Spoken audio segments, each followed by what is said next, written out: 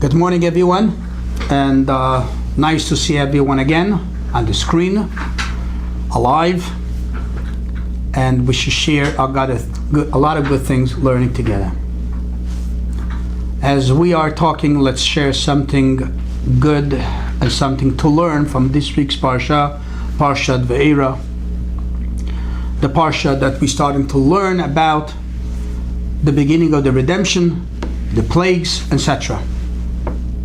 Also this week, this Friday, right before Shabbat comes in, we're having a very special day, the 24th day of the month of Tevet, and this day is the Hilula, the passing of the Baal HaTanya, the first Rebbe of Chabad, the founder of Chabad Hasidut into the world, the disciple of the Maggid and the Baal Shem Tov, the founder of Hasidut in the world. So when we learn something about this week's parasha, definitely it's got to be connected to the teachings of the Baal HaTanya that is passing this Friday. So we got to say that the passing of this tzaddik on Friday has to have a connection to the Shabbat that comes right after, and this is the parsha that we're going to talk about. And we'll start with a famous question regarding the parsha of this week. And the question is regarding the story of last week's parsha, towards the end of the parsha last week. We're learning that Moshe Rabbeinu is asking and raising a question to God. And the question is asking God, why are the Jews suffering so much in Egypt? What's this exile? What is this pain? And the question goes even more when he's telling God, since I came to redeem them, it didn't get better, it got even worse, as we learned the story last week's parsha. When he's asking God, why? The conclusion of the parasha is God is telling him, you shall see how the redemption will be here soon. You shall see how the Jews are going to leave Egypt. They're going to be chased away from Egypt. But God is not giving him an answer. God is not explaining him why. God only gives him a statement. Believe that that's what's going to be. Only when we're starting this week's parasha, at the beginning of this week's parasha, God is giving him the answer and elaborating and explaining him why all this had to be in order to get to the redemption.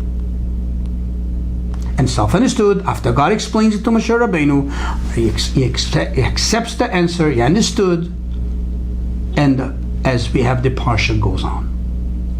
The big question being asked, why when Moshe Rabbeinu is asking a question to God? When the question was asked in last week's portion, Parshat Shmot, there God does not give him an answer. God only tells him it's going to be good. But he knows it's going to be good. God already told him before. Right in the beginning when God met him by the burning bush, God told him it's going to be good. I will redeem the Jews. That's not what he asked. He asked, why the pain? Why the suffering? And that is not getting an answer last week's parsha. He only has to wait for this week's portion in order to get an answer. Self-understood, it didn't take so long for God to talk to Moshe Rabbeinu from last week's portion to this week's portion. But everything is for a reason why it was split up to two different parashiyot. Last week's parasha, the question is there, but there's no answer. And comes this week's parasha, that's when the answer is. Why such a break? We have to wait for a week to really get the answer to the question. It's a question that Moshe Rabbeinu is asking. Why? Why all this pain? Why all this suffering? And God does not give an answer right away, only next week's parasha. And there's many explanations to these questions.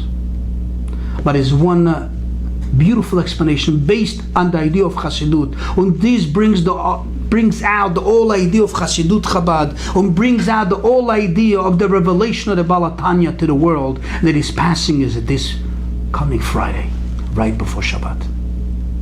And the idea is, when Moshe Rabbeinu asked the question why, and it was a very strong question to God, as many of us ask the question all the time. When this question is being heard non-stop. Why? Why do we have to go through all that? When this question is phrased by Moshe Rabbeinu first. So the first thing God tells him, it's going to be good. He does not explain him. And the reason why God does so, first it tells him it's going to be good. When the explanation only will come next week's parsha, that's this week.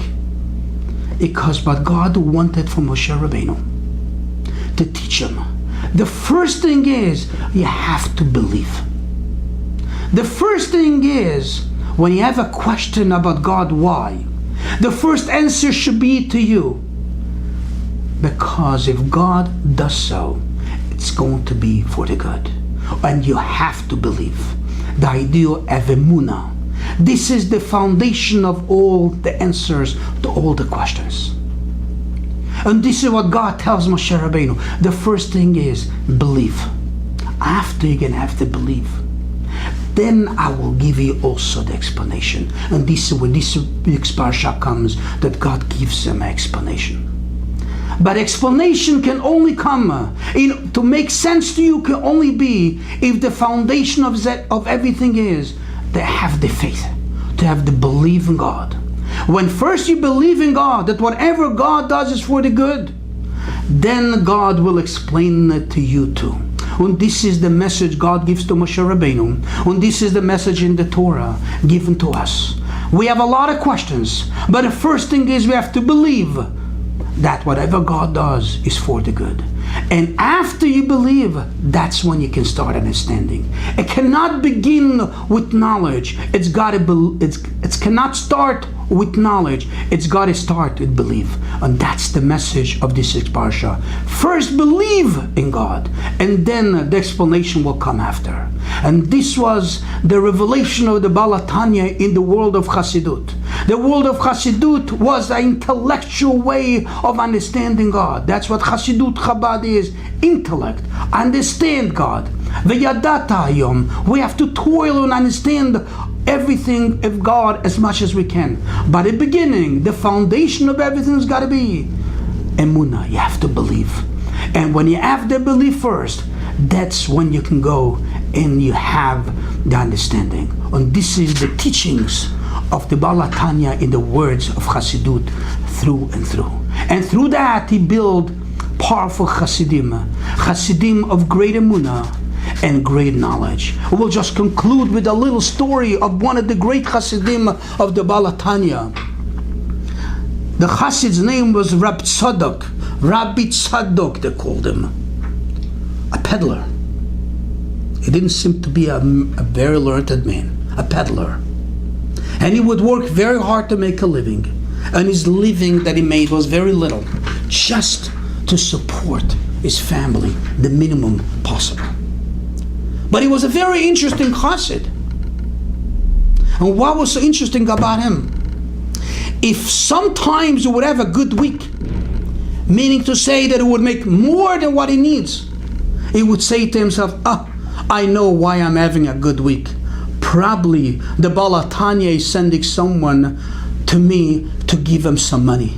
Probably I'm getting a letter from the Baal HaTanya. They need to send some money to Israel to support the Jews, etc. He said, if God gives me extra money, it's to help someone else. And he had his belief that if Hashem gives him more, it's all to help another Jew. That was his Chassidim. That was his followers. And that's what he installed into the world. A world of believers, but a world of having the great knowledge of Hashem too. Let's have a beautiful Farbrengen this Thursday night and Friday to commemorate the passing of the Baal HaTanya. And let's bring this into our Shabbat Parshat Va'eira, to learn from the teachings of the Baal HaTanya, and have all of you a beautiful Shabbos.